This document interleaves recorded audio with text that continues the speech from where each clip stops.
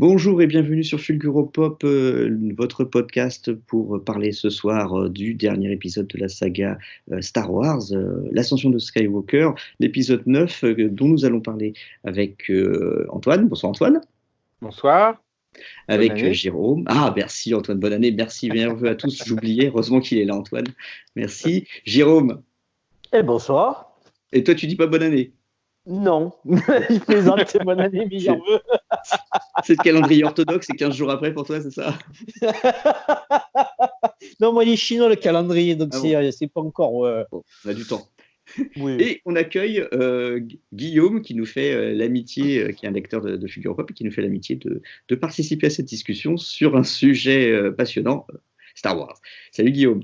Bien, salut, bonsoir à tout le monde et puis tous mes vœux 2020 également. Bon, on va enfin quelqu'un de poli. Alors, je vous propose qu'on procède ainsi. On va commencer par discuter un peu de l'épisode 9 de Star Wars. C'est un épisode qui a fait beaucoup parler sur Internet, dans les journaux. C'est un épisode qui a l'air d'être assez compliqué dans le fait qu'il divise un peu les fans, comme l'avait fait d'ailleurs l'épisode 8, un peu moins l'épisode 7. On va faire un petit tour de table pour dire en quelques mots ce que chacun a pu penser de l'épisode. Mais avant tout ça, juste un avertissement pour les auditeurs qui n'auraient pas vu le film. S'il y en a certains qui se demandent encore ce que vaut le film et qui veulent écouter un podcast avant d'aller le voir, c'est peut-être pas la bonne idée d'écouter celui-ci parce qu'il risque d'y avoir des détails du film qui vont être révélés. Donc, gardez un peu de surprise si vous ne l'avez pas vu, écoutez-le un peu plus tard. Et par contre, si vous l'avez déjà vu, faites-vous plaisir et mettez le son à fond. Voilà, alors on commence le tour de table. Alors, à tout seigneur, tout honneur, on a invité Guillaume, mais c'est à lui d'ouvrir le bal. On va te proposer, Guillaume, de nous dire un petit peu, en quelques mots, en quelques phrases, ce que tu as pensé de l'épisode 9 de Star Wars, l'ascension de Skywalker. Alors, sans rentrer dans les détails, on en parlera, je pense, un peu après. Moi, j'ai beaucoup aimé. Si je replace par rapport juste aux autres épisodes, donc j'avais énormément apprécié le 7. Le 8 m'a perturbé, comme beaucoup de monde.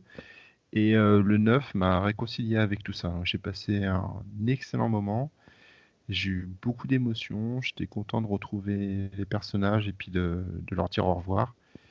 Et donc, globalement, très très satisfait de ce que J.J. Abrams nous a proposé pour le 9. Voilà. Très bien, merci.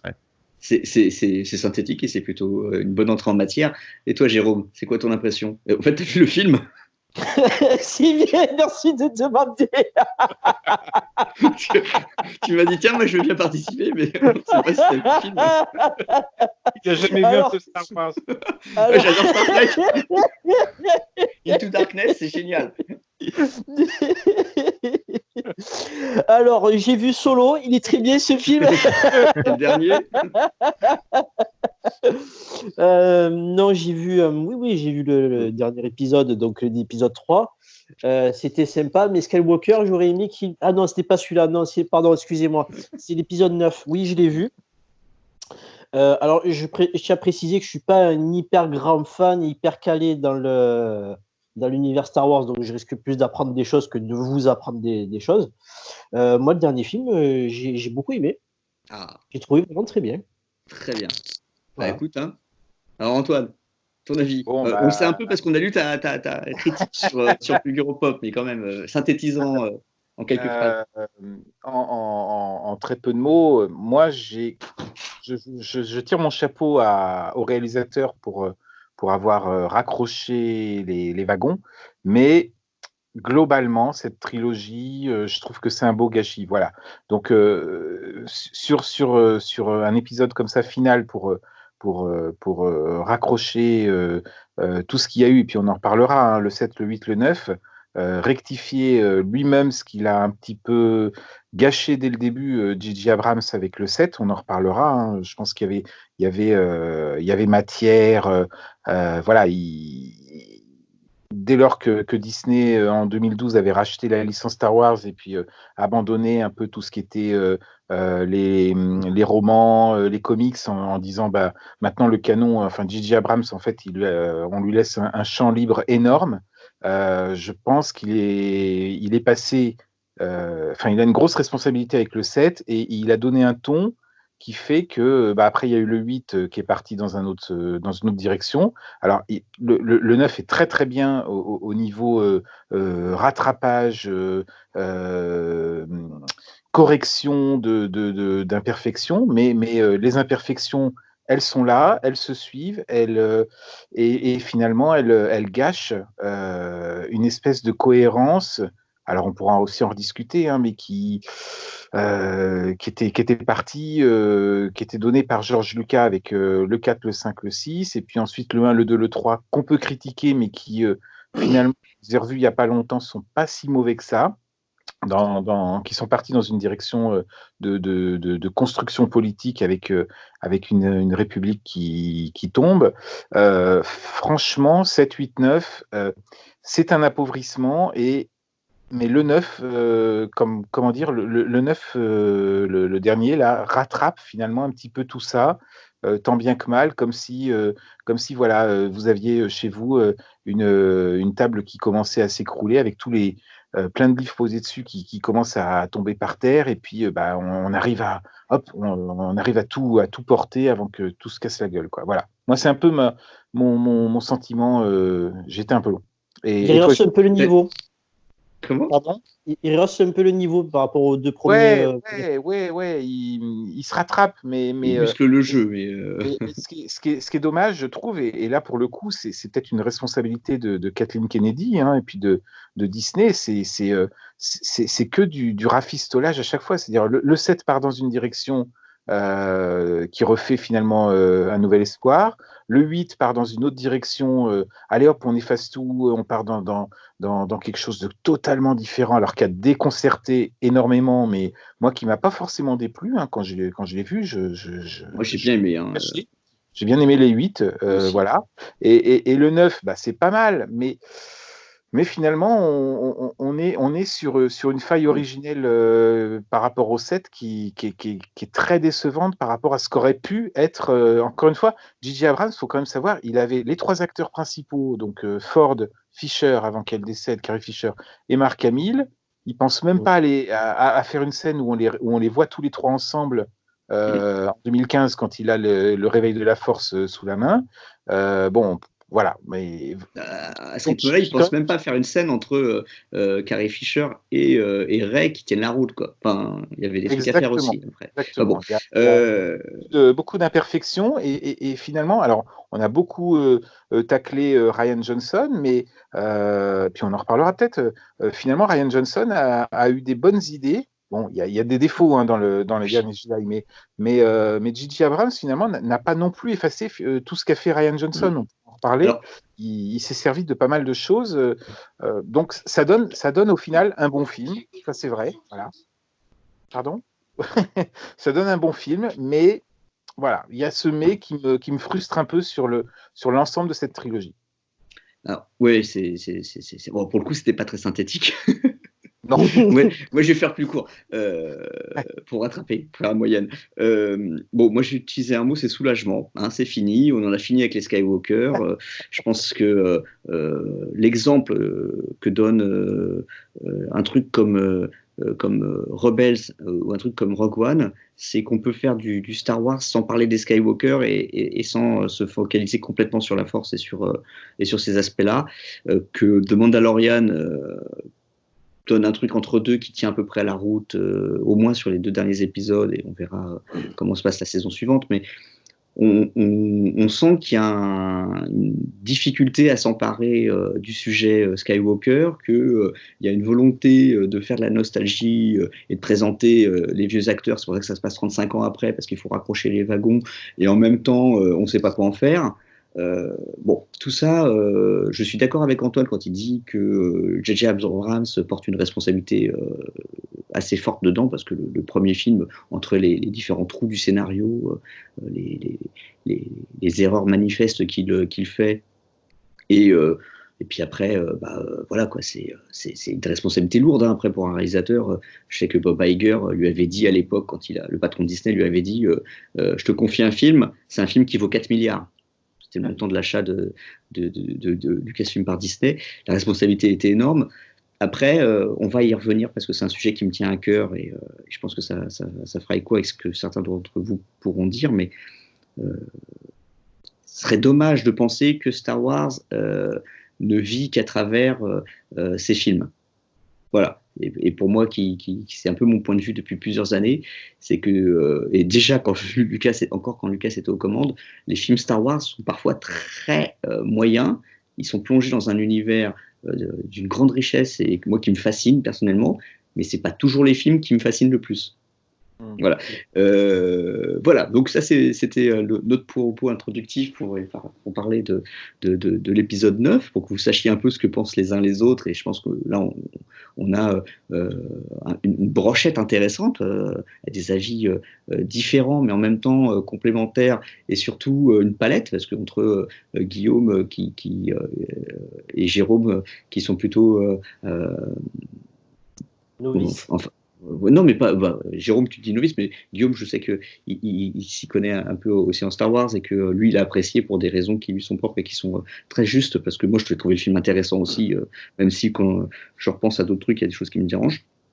Et c'est plus une appréciation globale sur Star Wars que je fais quand je parle de l'épisode 9 en finale. Et ben justement, ça m'amène à poser la question de. Et Antoine l'a un peu introduit, mais c'est quoi, à quoi servait cette dernière trilogie? Dernière trilogie au sens trilogie de la saga Skywalker. C'est quoi qu'est-ce que vous avez pensé? Comment vous le voyez par rapport? Comment vous avez découvert vous cette trilogie? Avec quel état d'esprit? Moi, je sais par exemple que je l'ai découverte avec beaucoup d'attentes. J'étais très fan, enfin, je suis toujours très fan du personnage de Rey. J'étais très indulgent avec le premier épisode 7, enfin l'épisode 7 de J.J. Abrams. Et au final, c'est vrai que je m'attendais un peu à quelque chose de différent. Vous, votre regard, et pourtant, moi j'étais très critique sur les épisodes 1, 2 et 3, et assez critique sur l'épisode 6. Mais j'avais un a priori très positif sur la trilogie, et au final, je me dis tout ça pour ça, fallait que ça finisse.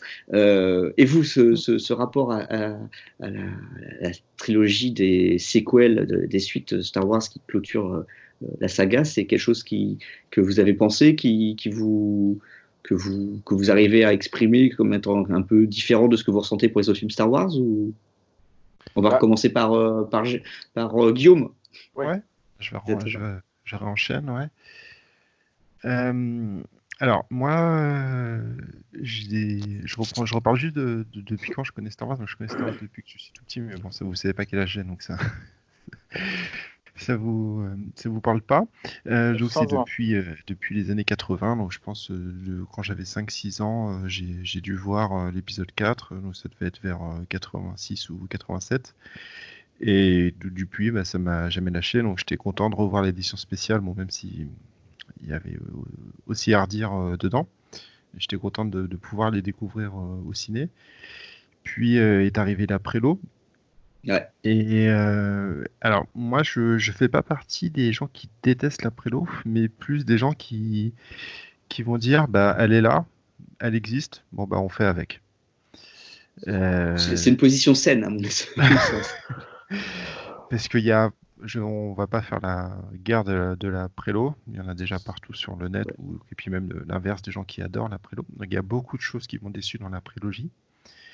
Et une fois que ça s'est terminé, c'était en 2005, j'étais triste parce que c'était terminé, parce que j'étais content d'avoir vu des Star Wars au cinéma, mais j'étais pas ultra satisfait non plus sur beaucoup d'aspects, même s'il y avait des petites choses qui m'avaient fait plaisir. Et surtout, je me disais, maintenant, on va plus rien avoir. Et c'est ce que nous a montré Lucas. Enfin, c'est-à-dire, on avait un petit peu d'univers étendu, donc c'était bien pour avoir quelque chose à se mettre sous la dent quand on était fan de Star Wars. Mais moi, j'avais vraiment très envie de revoir des films au cinéma. Et quand j'ai appris que Lucas revendait à Disney, moi, j'étais super content. Parce que je me disais, lui, il fait plus rien. À part... je sais plus si on avait Rebels à l'époque ou non. Ou si Non, Rebels, c'est 2014. Ouais, c'est après On le avait rachat. Clone juste Wars Clone Wars. Ouais. qui finissait. On avait Clone Wars qui finissait, et puis c'était un petit peu mort niveau comics intéressant, quoi. Je trouvais que ça chutait à ce moment-là. Donc Disney qui fait le rachat et qui annonce des films, moi j'étais super content. Donc j'étais quand même super effrayé, parce que je savais pas trop ce que ça allait donner. J'étais content que Lucas soit plus onboardé sur le projet, parce que à cause de toutes ces décisions qu'il avait faites avec Anne qui tire plus le premier, plein de décisions de la prélogie. Et donc quand est arrivé le 7, c'était une énorme surprise, parce que moi je me suis vraiment retrouvé comme quand j'étais gamin pendant toute la trilogie, et tout ce qui m'avait déplu dans la prélogie avait disparu. Donc il y avait beaucoup de problèmes si on parle juste en tant que film, mais je trouvais que les personnages étaient très attachants, et que J.J. Abrams était très généreux, un peu comme ce qu'il a fait avec le 9. Donc il essayait de raccrocher les anciens fans, ceux qui avaient été déçus par la prélo, de plaire un peu à tout le monde. Bon, ça n'a pas forcément marché. Et donc j'avais énormément d'attentes pour le 8, parce que vu la fin du 7 qui nous remontrait Luke, j'avais très très envie de voir ce qu'ils allaient faire. Donc quand le 8 est arrivé, c'était un petit peu une douche froide avec le personnage de Luke. Et j'ai pas détesté le 8, mais il m'a beaucoup perturbé. C'est-à-dire qu'il y a plein de thématiques que j'aime bien dedans, et il y a plein de choses aussi qui me plaisent pas, notamment le traitement de Luke, même si je comprends pourquoi il a voulu faire ça.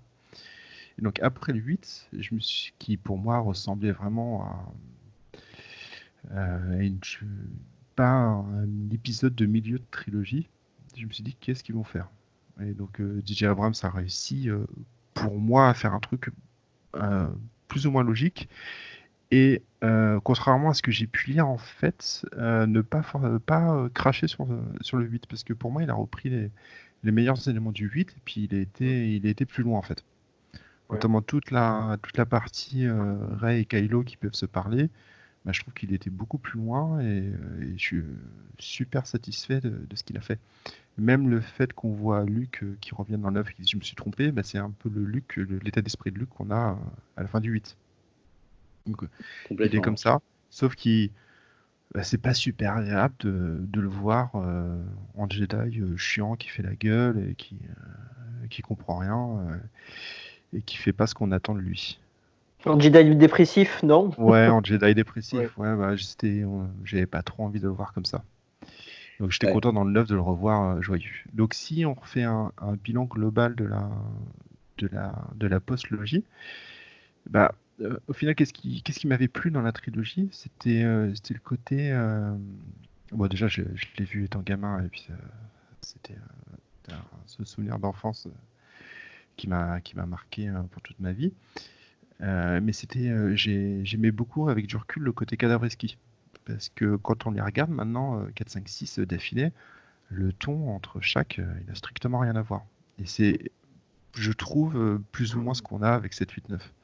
7, on a quelque chose de assez tourné vers l'aventure, assez optimiste, assez naïf. Le 8, c'est dépressif. Puis le 9, on retrouve un petit peu le côté du 7, mais avec, je trouve, un peu plus de parti pris, de courage. Et puis surtout, c'est pas le même rythme, c'est super speed. Donc, alors, je pense que c'est super speed parce qu'ils avaient pas trop le choix avec tous les choix qui avaient été faits dans le 8. Mais globalement, je trouve que les 3 films arrivent à se répondre, avec qui s'en sont pas trop mal sortis. Là où, pour la prélogie, on connaissait tous la fin de toute façon en avance, et la façon dont c'est raconté m'a énormément déçu. Alors que là, on savait vraiment pas où on allait arriver. Ça se voit qu'eux aussi, ils savaient pas du tout où ils allaient. Et le côté Cadavreski, je trouve que c'est beaucoup plus intéressant au niveau créativité. Oui, je sais pas, Julien, tu voulais dire quelque chose? C'est juste qu'on a ce phénomène-là qui a été identifié beaucoup pour la nouvelle trilogie, mais qui était déjà présent sur la trilogie précédente, enfin sur la première trilogie. Hein. Ouais, moi j'aimais bien cet aspect, donc là j'étais content de le retrouver. Et si on si on veut s'arrêter à qu'est-ce que raconte cette trilogie, ben, je trouve elle aborde beaucoup d'aspects méta qu'on n'avait pas dans les deux autres. Alors j'ai pas du tout préparé, mais si on parle du premier, c'est vraiment le fils qui va aller sauver son père et puis en fait s'émancipe en tant que héros. C'est une histoire assez classique. La prélogie, c'est la chute d'un héros. Bah, celle-ci, en fait, c'est sur qu'est-ce que la lignée, qu'est-ce qu'on fait quand on n'a pas de parents, qu'est-ce qu'on fait quand on a des parents célèbres mais qu'ils nous saoulent et ne s'occupent pas de nous.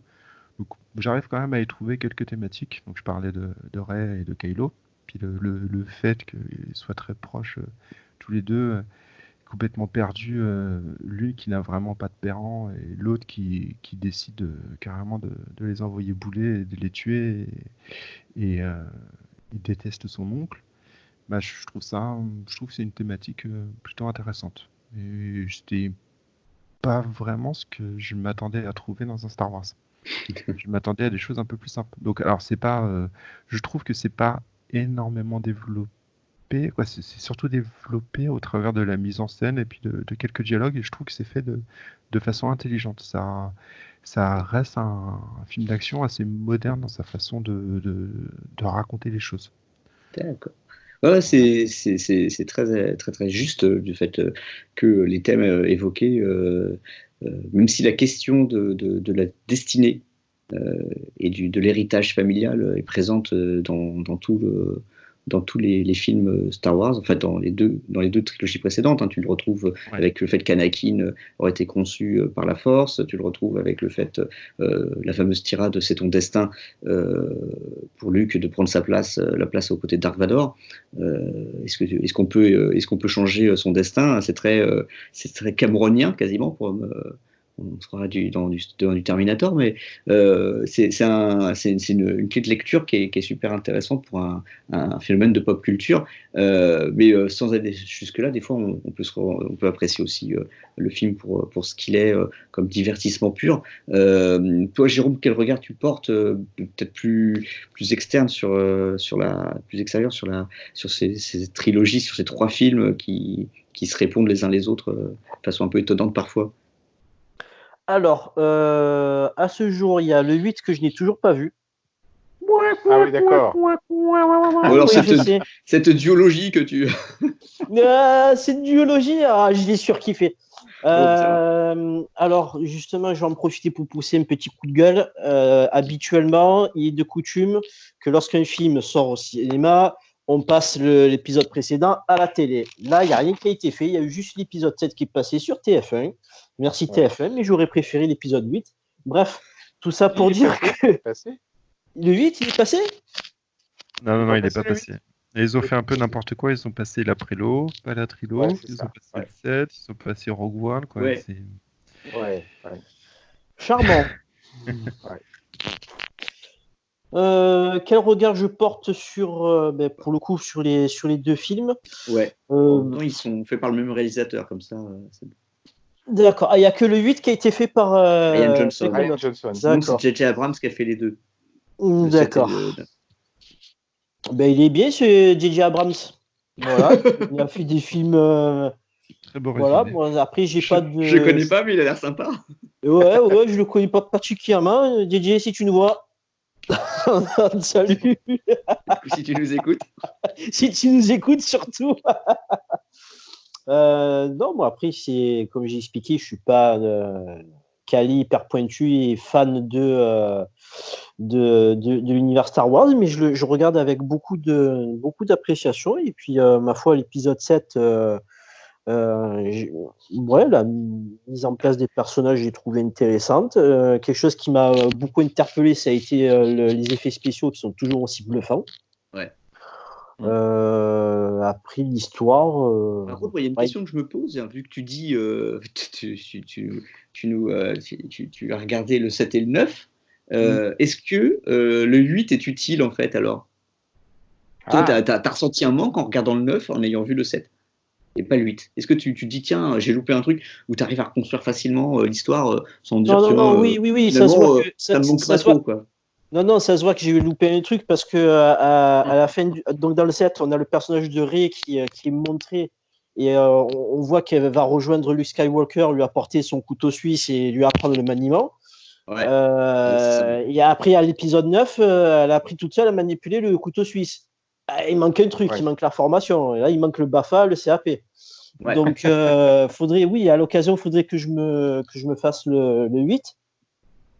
Après, alors là, je vous ai entendu parler sur le 8, ça donne peut-être pas trop envie de le voir. Je le verrai quand même. C'est une curiosité, il faut le voir, parce que moi, j'ai bien aimé, hein, personnellement, Antoine aussi. Il y a plein de gens qui ont détesté. Ouais. Hein, c'est très violent, les réactions sur le 8. D'ailleurs, c'est peut-être pour ça que j'ai bien aimé, c'est parce qu'en fait, peut-être par esprit de contradiction, hein, mais ça me saoulait tellement d'entendre les gens dire du mal de ce film que j'en venais à le défendre sur des trucs qui ne sont pas défendables. Il y a des tonnes de points positifs sur le 8. Hein.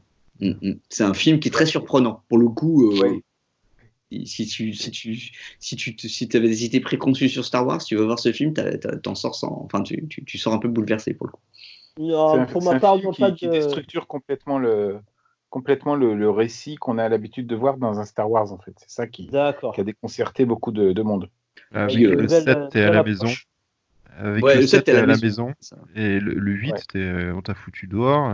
Il fait voilà, froid. on est ailleurs. Ouais, c'est voyage en terre inconnue, quoi. C'est ça. T'es chez les Bambara et essayer de comprendre comment c'est ça. Pour faire ta galette de et en même temps, Guillaume a dit un truc très juste, c'était intéressant. C'est le personnage de Luke qui va déconcerter totalement les fans, et c'est pas forcément ce qu'on a envie de voir. Et quand on y réfléchit, il y a une forme de logique, c'est-à-dire que c'est un prisme inversé par rapport à Yoda et l'Empire contre-attaque. Il y a une vraie réflexion, c'est-à-dire que Luke vit en ermite, et en ermite cynique et malsain un petit peu. Hein. Il jette un sabre, il est pas commode, et quand on revoit ce film, en fait, il se comporte finalement beaucoup comme Yoda dans l'Empire contre-attaque, sans le côté rigolard, etc. Mais moi c'est toute la partie que j'ai au contraire particulièrement adorée, et je revois à chaque fois ces scènes avec Luke sans déplaisir, notamment en plus avec le twist final qui est absolument mais extraordinaire, c'est-à-dire que alors Jérôme ne l'a pas vu. Oui, bah oui, c'est pour ça que je le raconte pas. Mais tout ce qu'on voit, la médiathèque de l'emprunter. Tout ce qu'on voit sur Luke dans les derniers Jedi est en fait justifié par tout ce qu'on va voir à la toute fin, qui est assez bluffant. Enfin, je trouve que Rian Johnson, qui est un réalisateur qu'on peut suivre pour le coup à travers d'autres films, s'est approprié Star Wars par rapport à sa façon aussi de voir le cinéma, qui est plutôt assez intéressante. Bon. Et comme l'a dit Guillaume, on va raccrocher avec le 9. J.J. Abrams n'a pas pu du tout, finalement, a essayé de rectifier ce qui a. Enfin, c'est une vraie prouesse. Il a essayé de rectifier ce qui a déplu aux fans, tout en conservant des idées assez fortes, notamment, comme tu l'as dit, Guillaume, hein, une espèce de communion, de symbiose entre Kylo Ren et Rey, avec des scènes très très fortes dans le 8, quand Kylo récupère une goutte d'eau. Là, c'est poussé à l'extrême dans le 9. Hein, c'est quelque chose que tu avais encore plus à l'extrême, que j'ai trouvé dans le 8, avec l'échange des dés, les dés dorés, sur Crate. Je reste là-dessus. C'est assez énigmatique pour Jérôme quand il regardera le 8, mais c'est quelque chose qui était, que les gens n'ont pas compris. On me dit c'est très très fort.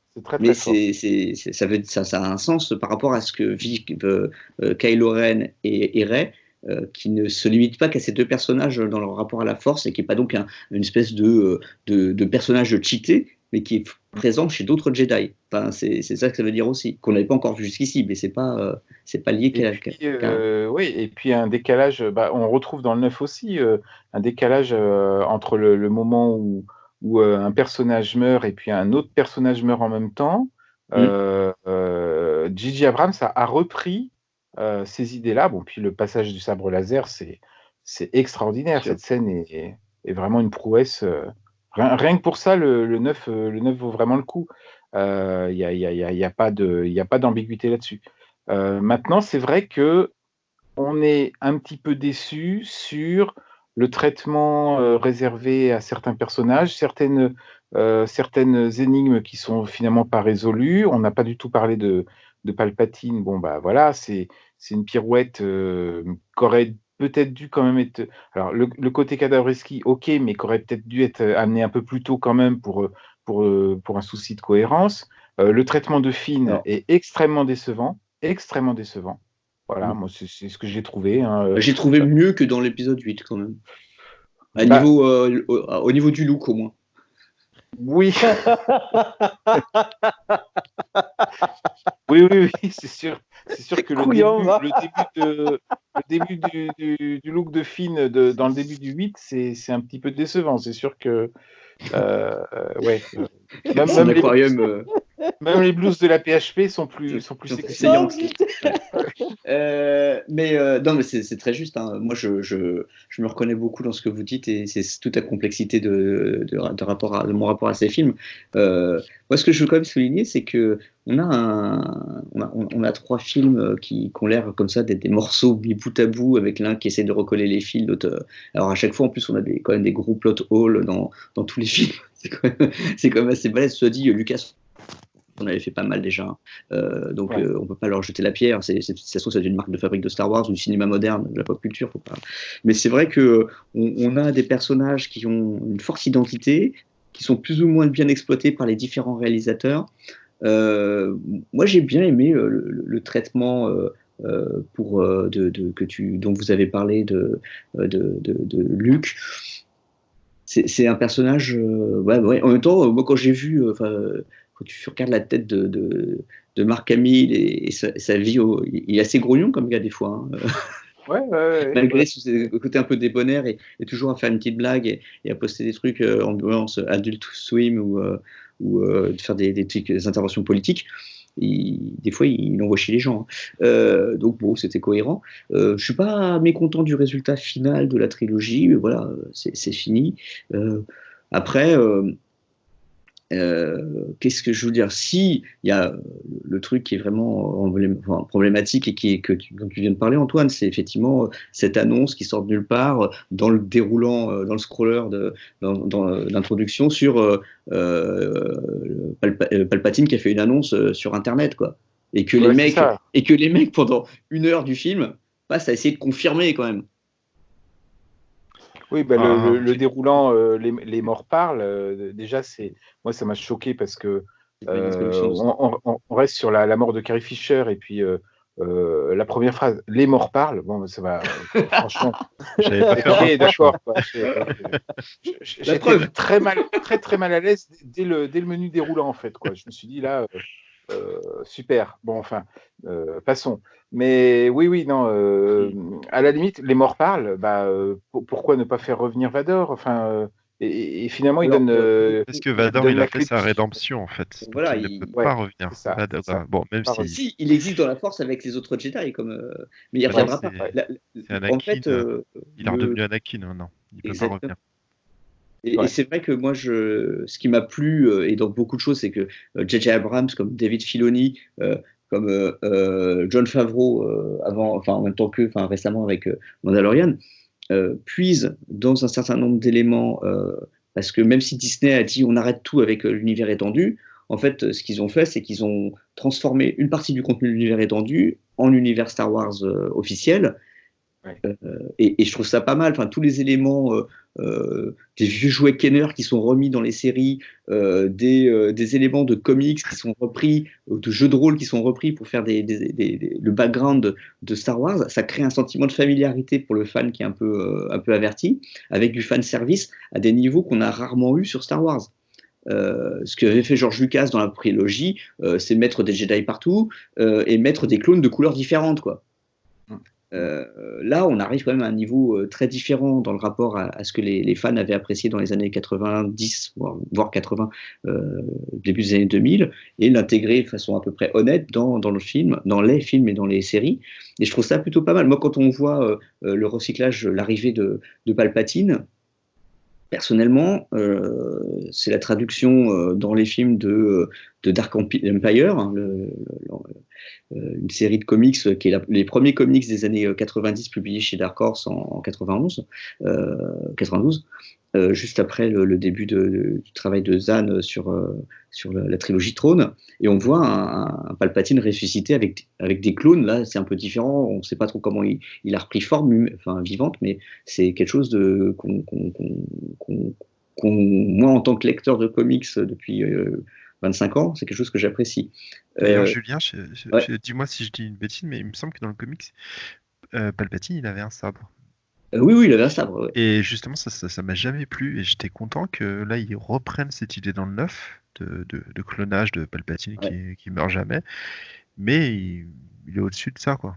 Tu remarqueras que c'est son clone jeune qui a un sabre. Ouais, c'est vrai. Tu as raison. Version jeune. Ouais. Et après, je pense d'ailleurs qu'il l'utilise pas beaucoup. Il l'utilise à un moment.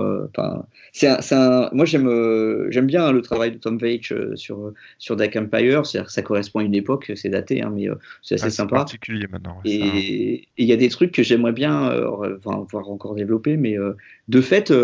Il y a tout ça qui est projeté dans l'univers officiel Star Wars, qu'on pouvait voir venir, parce que dans les comics et dans les livres, notamment ceux de Chuck Wendig sur cette série qui s'appelle Aftermath, il y a trois livres qui montrent comment des éléments de l'Empire sont en train de constituer ce que va être le Premier Ordre dans 30 ans.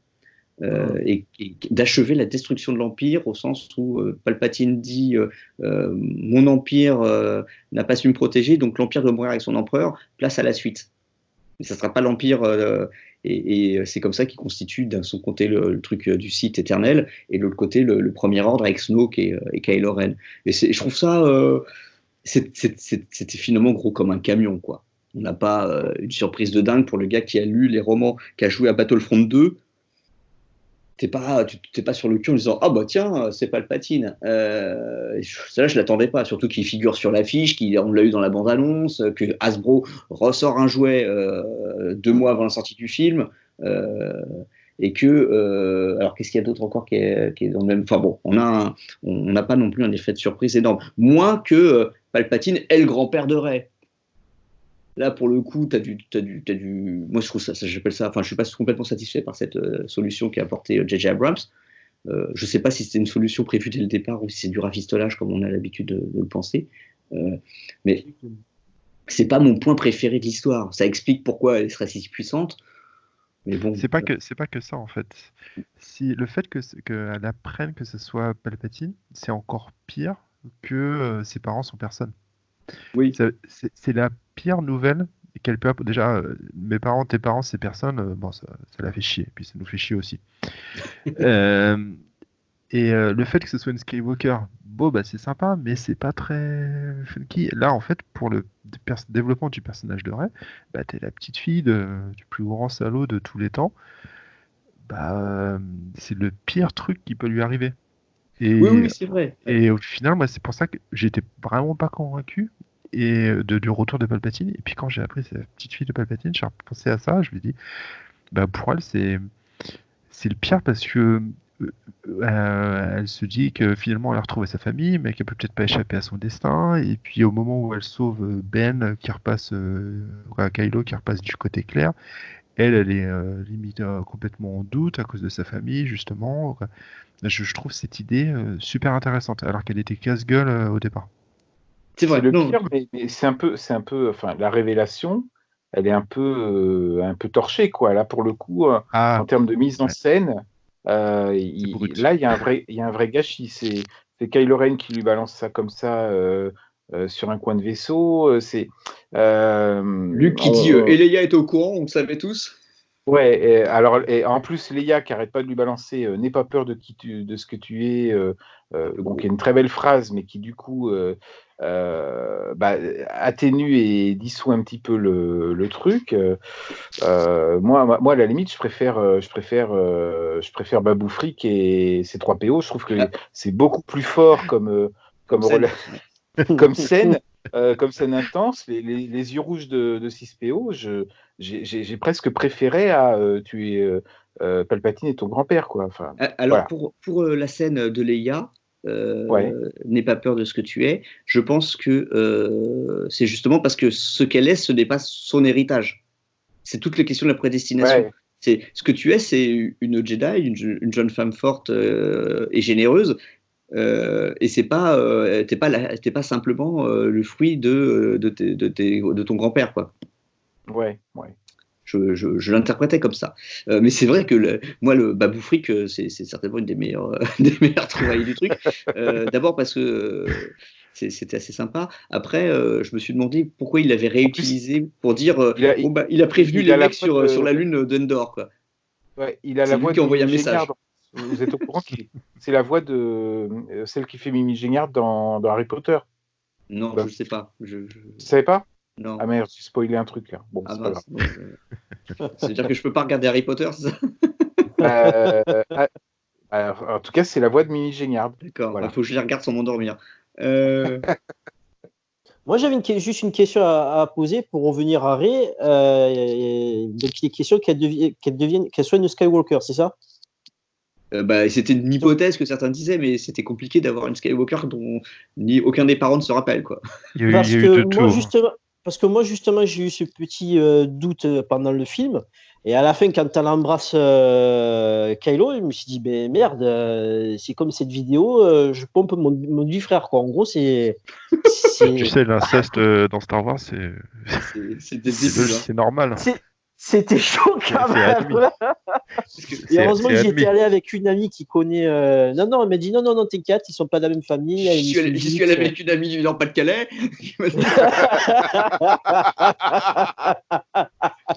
Au secours. Oh là là. T'es en train de regarder un épisode de striptease ou de confession intime. Confession intime. J'ai épousé mon cousin. Mais après, il fallait faire semblant pour trouver quelqu'un qui soit pas de la famille. Hein. C'était trop loin. Là, c'est 3 planètes, c'est chaud. Et donc, ouais, non, tout Star Wars tourne autour après l'épisode 4, tourne autour de relations familiales complètement loufoques, dont les gens se fréquentent et découvrent, alors que dans une galaxie de plusieurs milliards de planètes, qui sont tous cousins, quoi. Enfin, moi, j'aimais bien l'hypothèse Kenobi aussi, à un moment. Kenobi, c'était une vraie hypothèse, ça, c'était intéressant. Ouais. Ouais, Kenobi, j'aimais bien. Une Kenobi qui ramène son sabre à Luke, comme dans le 4, ça faisait écho. Ouais. J'aimais bien cette idée. Et puis, on sait qu'il a eu au moins une amoureuse. Ouais. Dans Clone Wars, il y a la duchesse Satine de Mandalore avec qui il a eu des relations intimes. Donc on pouvait se dire. On sait aussi que Luke a eu une amoureuse parce que Mark Hamill avait tweeté qu'il n'était pas mort vierge. Tu sais pas ce qui se passe sur Acto. Hein.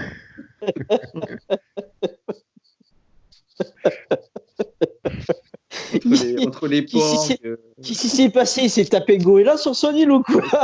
Il y a les nonnes aussi, là, les sœurs. Les sœurs là, qui râlent parce que t'as démoli les murs. Là. T'avais une scène d'ailleurs qui a été coupée de l'épisode 8 où il y avait toute une scène de village qui se passait d'ailleurs avec cette communauté religieuse qui entretient l'ancien monastère. C'est dommage que ça aurait pu être intéressant d'avoir cette vision de la société. Tu sais, c'était les Rey qui intervenaient pendant leur fête, là. Ouais, je crois. Ouais. Mais en fait, je suis content qu'il l'ait coupé parce que ça faisait vraiment Luke qui était le plus relou possible parce qu'il lui disait il se passe un truc, va le voir. Et quoi, il disait je sais plus, il y a une attaque. Et il était en train de la troller et de lui sortir n'importe quoi. Donc c'était pas. Luke, il allait déjà très loin. Il a déjà bien morflé. C'était pas mal qu'il l'enlève ça. Bon, J'aime bien ces créatures, en tout cas. Ouais, c'était marrant. Ouais. Bon, sympa. Il y a du character design assez sympa derrière. Donc voilà, c'est une,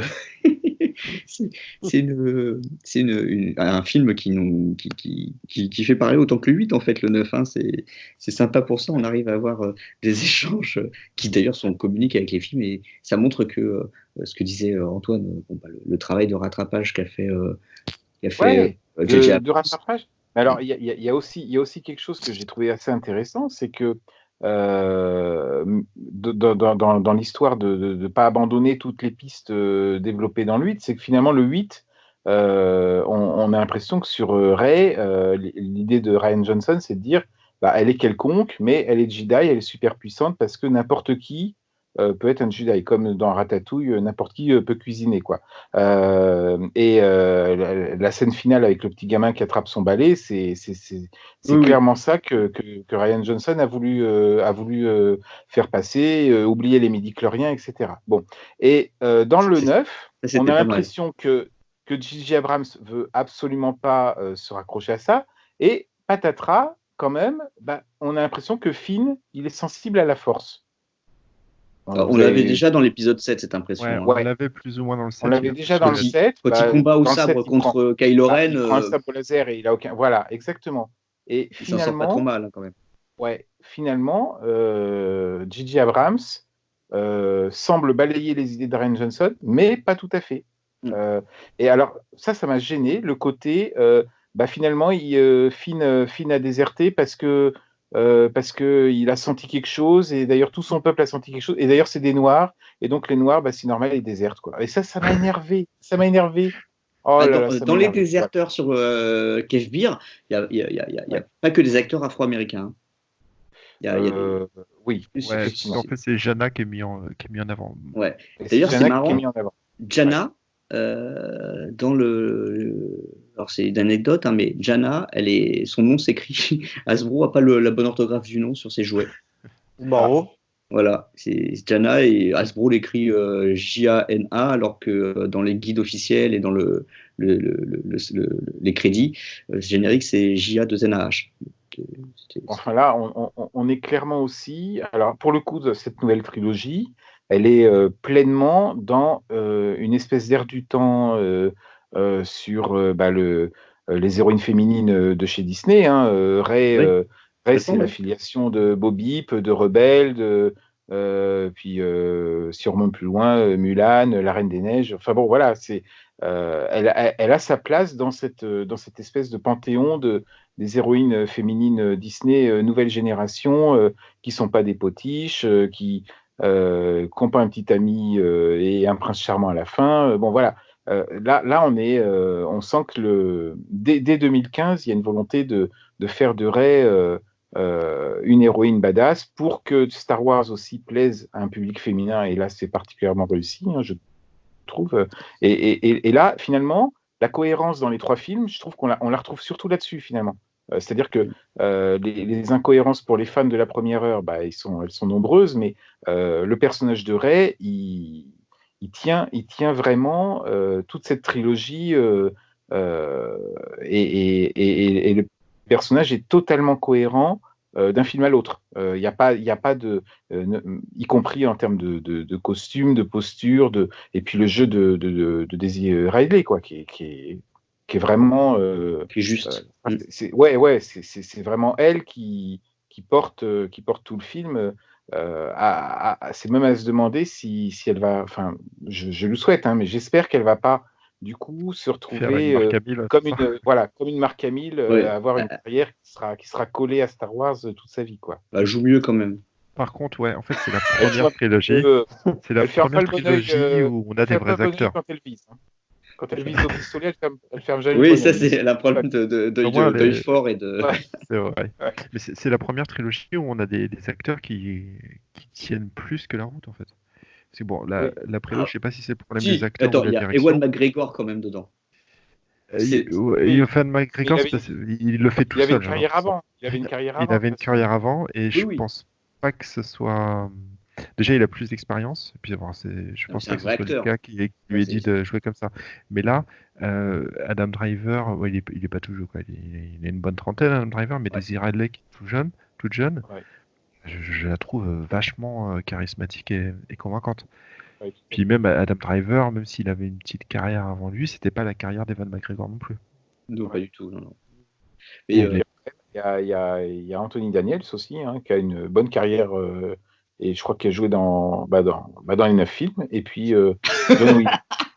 et même dans Rogue One. Ouais. Dans Rogue One et dans Solo, non, peut-être pas. Non, il a peu chance. Peut-être un caméo, mais je suis pas sûr. Pas sûr. Ouais. Mais, Bon, il faut saluer aussi. Alors, hors film, faut saluer aussi John Williams qui pour le coup a réussi à faire la musique des 9 films, quoi. Et bon, je me suis procuré la bande originale du dernier. C'est un chef-d'œuvre, quoi. Franchement, on passe d'un thème à l'autre. Il reprend des thèmes de la prélogie, mais c'est incroyable la virtuosité et il arrive à glisser quelques thèmes tout nouveaux qui tiennent vraiment bien la route, quoi. Qui sont. Bah, en fait, il y a le thème de Rey Skywalker, justement. Je sais pas Ouais, si exactement. on entend C'est la une fin, fin. non si tu as fait attention. Et Ouais. effectivement, comme tu dis, ça renforce cet aspect saga. Ce que j'ai apprécié avec celui-là, c'est que avec le 9, c'est qu'il conclut cette trilogie, mais il n'oublie pas le reste et il raccroche Ouais. tous les anciens films. Rien que le fait que les anciens Jedi reparlent. J'étais même content d'entendre Aiden, alors que je ne m'attendais pas à être content d'entendre Aiden. Bah si, parce que tu le vois pas déjà, c'est mieux. J'étais content de ne pas le voir et j'espérais qu'on ne les verrait pas tous. Ouais, Parce que je préférais l'idée qu'on les entende plutôt qu'on ne les voit. Donc sur ça, j'étais super content. Et effectivement, au niveau de la musique, John Williams, il fait un pot pourri de tout ce qu'on a eu. Ça fait vraiment œuvre globale. Et il Ah, fait un caméo. Il fait un caméo, il ce fait qui un veut dire caméo aussi. aussi la première fois.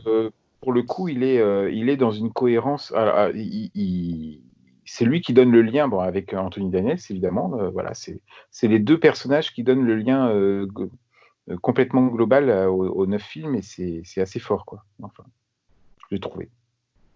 Et c'est vrai, hein, c'est vrai. La musique dans Star Wars, sans Star Wars, enfin sans musique, Star Wars n'aurait pas du tout le même impact. Ouais. Et John Williams avec les grands morceaux, enfin les grands thèmes qu'il a créés pour Star Wars ou pour les autres œuvres majeures comme compter Superman ou Indiana Jones, ou Les Dents de la Mer, c'est instantanément reconnaissable et c'est universellement reconnu.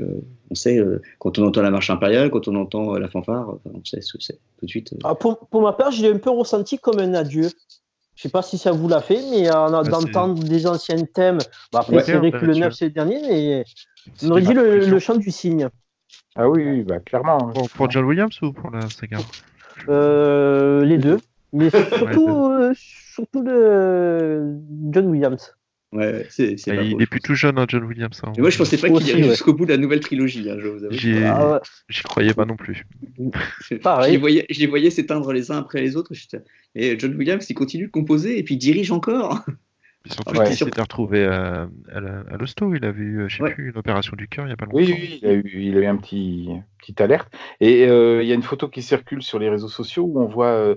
on le voit diriger chacun des 9. Enfin, il y a une photo noir et blanc pour les 9 films, et vous regardez. Ce qui est saisissant, c'est que il a quasiment pas bougé, en fait. Il a pas changé. Il était déjà vieux en 77. Il était déjà barbe blanche en 77. Quoi. Il est né avec une barbe. Ouais. Il est né vieux. Il n'avait pas de cheveux et les cheveux blancs. Voilà. Mais c'est un monument du cinéma et c'est bien qu'il ait pu aller jusqu'au bout de cette aventure-là parce que c'est la saga John Williams, c'est pas la saga finalement, quoi. C'est lui le vrai héros du film. Et dans les grosses influences et dans les grands créateurs, co-créateurs de Star Wars aux côtés de George Lucas, tu vas avoir Ralph McQuarrie, John Molo. Et probablement John Williams. Hein, et vas-y Molo aussi. Ouais. Et, par contre, moi, trêve de plaisanterie, moi, ce que j'adorerais, c'est une figurine John Williams, quoi. Là, pour le coup, ça aurait de la gueule. c'est quelque chose qui ferait plaisir à pas mal de monde. Après, ça serait vraiment de la micro niche. Alors, sûr qu'ils vont le sortir en exclusivité au SDCC, ça coûtera 300 balles pour l'avoir. Mais ou alors, tu auras une pop. Pop orchestra, alors. Ouais, c'est ça, avec un petit accessoire, une petite baguette de chef d'orchestre et le costume qu'il porte dans le film.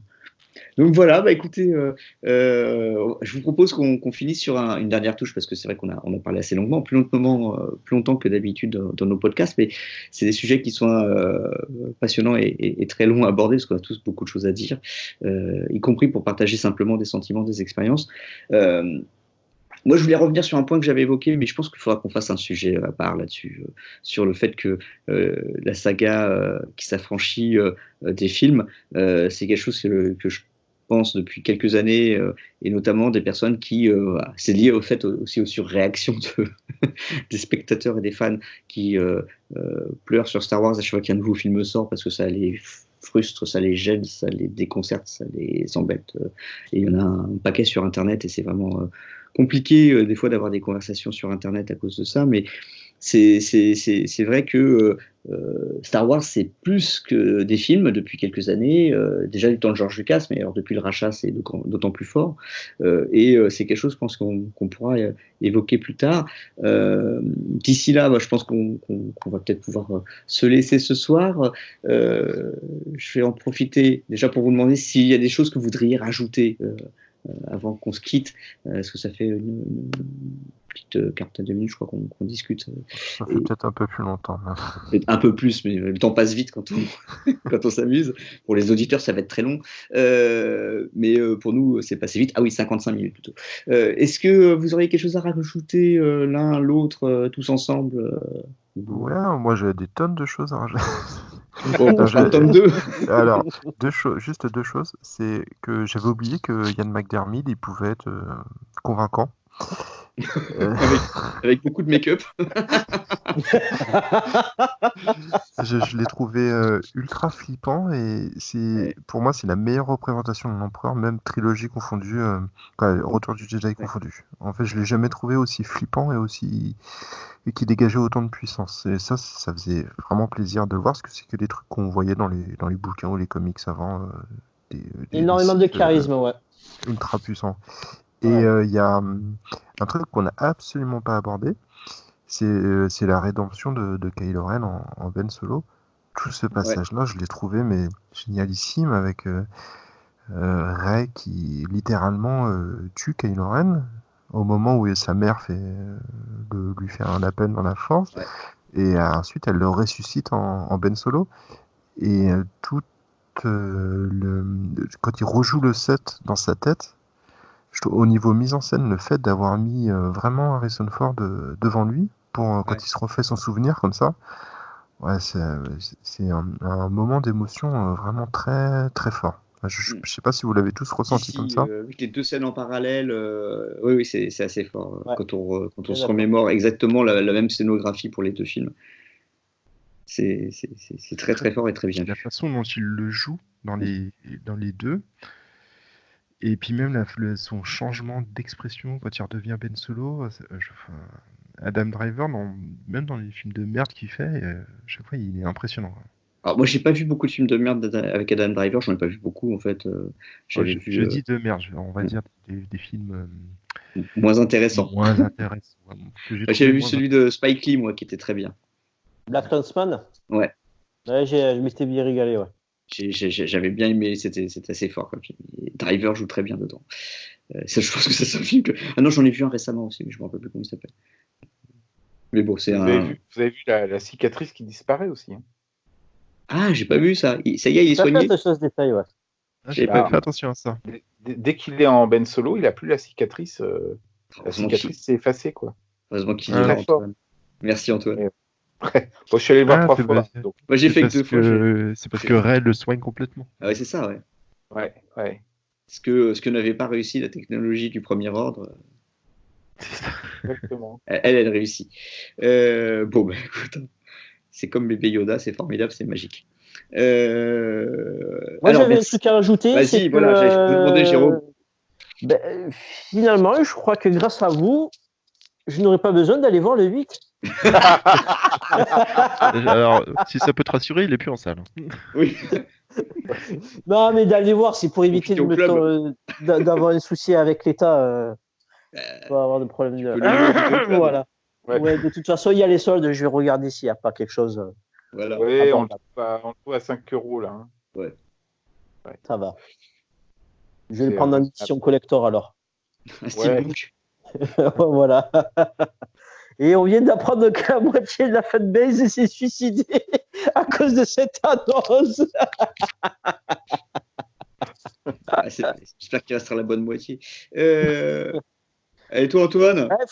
Faut savoir qu'un fan, ça peut être très très con aussi. Hein. Ouais, on sait. Ouais. Non, bah, On l'est nous-mêmes, des fans. Donc, quelque chose à rajouter, allez voir Mandalorian, quoi. Voilà. au mois de mars, Également. ça sort bientôt. Oui, au mois de mars, Au 31 mois de mars. mars, ça sera très bien. Faut pas le louper, quoi. Voilà. Loupez surtout pas les épisodes 7 et 8. Ouais. Le reste, vous pouvez faire sans. Voilà. Voilà. J'ai fait court. J'ai Ouais. été trop long tout à l'heure. Quand? Non, là, j'ai fait court, je veux dire. Ah oui, d'accord, tu te rattrapes. Bon, bah, écoute, c'est une très bonne conclusion en tout cas, parce que ça nous aura l'occasion de revenir sur Star Wars. On va intercaler quelques sujets sur les jouets, sur les prochains rendez-vous du podcast, on va essayer de faire le tour de nos souvenirs d'enfance et des gammes de jouets un peu obscurs qu'on a aimés, dont on a du mal à se souvenir parfois, mais qui ont marqué certains d'entre nous. Ça, c'est le teaser pour un prochain numéro du podcast. D'ici là, on vous donne rendez-vous sur Fulguropop tous les jours avec des nouvelles actus, des nouveaux dossiers. Et on remercie Guillaume pour sa participation amicale ce soir à cet échange sur un sujet qui était assez riche et très dur à couvrir tellement il y a de choses à dire. Merci Guillaume. Merci de l'invitation.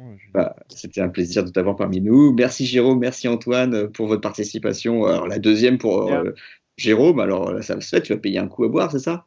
Allez, vendu. Allez, un pastis pour tout le monde. Allez, un pastis pour tout le monde. Et donc, La galette. toi, c'est pas des justement, galette à la pastis ou pastis. Voilà. Tu fais pas des couronnes des rois avec en brioche chez toi et fruits confits? Si, ça se fait, t'inquiète. Bon, très bien. On goûtera toutes les spécialités régionales la prochaine fois. On vous dit à très bientôt. Avec la galette, on a les kilos et la reine. Voilà. Oh là Bravo. là. Bravo. Elle est bien. Ouais. Et puis s'il fait un peu froid, ce sera la reine des neiges. Voilà. Allez, on vous laisse sur cette touche d'humour super légère pour vous dire à très vite. Merci à tous. À bientôt les copains. Salut. Ciao. Ciao, bientôt.